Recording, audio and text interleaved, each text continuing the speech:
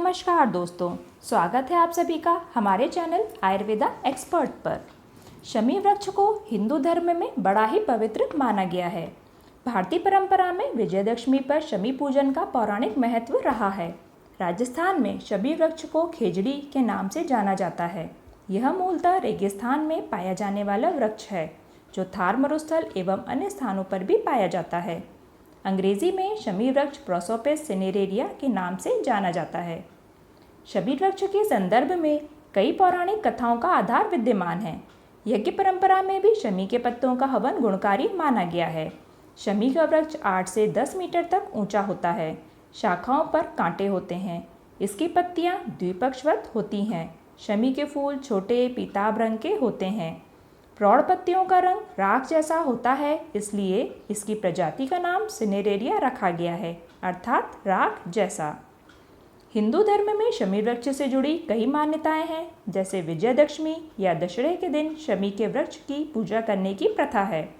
मान्यता है कि यह भगवान श्री राम का प्रिय वृक्ष था और लंका पर आक्रमण से पहले उन्होंने शमी वृक्ष की पूजा करके उससे विजयी होने का आशीर्वाद प्राप्त किया था। आज भी कई स्थानों पर रावण दहन के बाद घर लौटते समय शमी के पत्ते स्वर्ण के प्रतीक के रूप में एक दूसरे को बांटने की प्रथा है। इसके साथ ही कार्यों में सफलता मिलने की कामना की जाती है। शमी वृक्ष का वर्णन महाभारत काल में भी मिलता है। अपने 12 वर्ष के वनवास के बाद 1 साल के अज्ञातवास में पांडवों ने अपने सारे अस्त्र शस्त्र इसी पेड़ पर छुपाए थे, जिसमें अर्जुन का गांडीव धनुष भी था। कुरुक्षेत्र में कौरवों के साथ युद्ध के लिए जाने से पहले भी पांडवों ने शमी के वृक्ष की पूजा की थी और उससे शक्ति और विजय प्राप्ति की कामना की थी। तभी से यह माना जाने लगा है कि जो भी इस वृक्ष की पूजा करता है उसे शक्ति और विजय प्राप्त होती है। इसके लिए अन्य कथा भी प्रचलित है।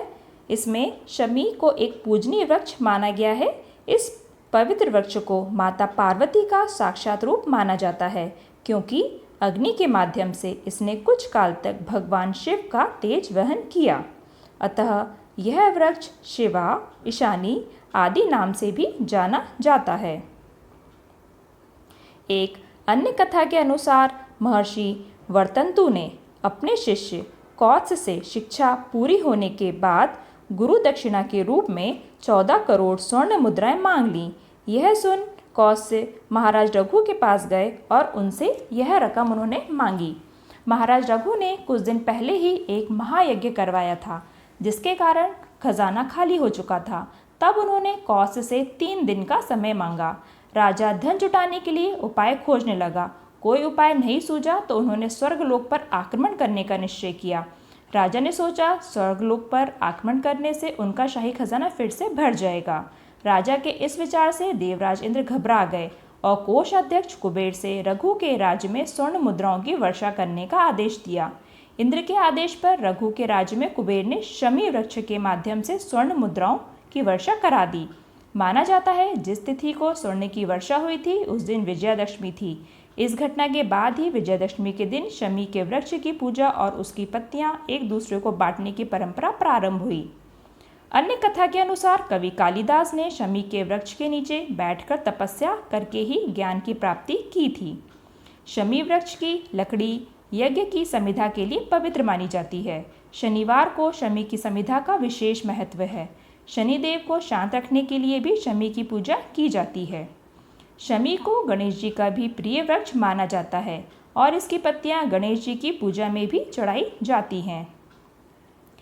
अन्य कथा के अनुसार ऋग्वेद में शमी के वृक्ष में आग पैदा करने की क्षमता होती है और ऋग्वेद की ही एक कथा के अनुसार आदिम काल में सबसे पहली बार पुरुओं ने शमी और पीपल की टहनियों को रगड़कर ही आग पैदा की थी।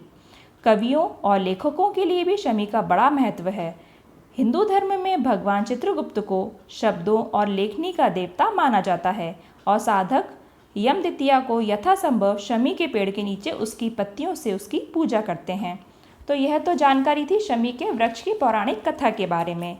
आपको अगर यह वीडियो पसंद आया है तो इसे लाइक करें और हमारे चैनल को सब्सक्राइब करें और कमेंट बॉक्स में कमेंट लिखना ना भूलें। आप लोगों का बहुत बहुत धन्यवाद।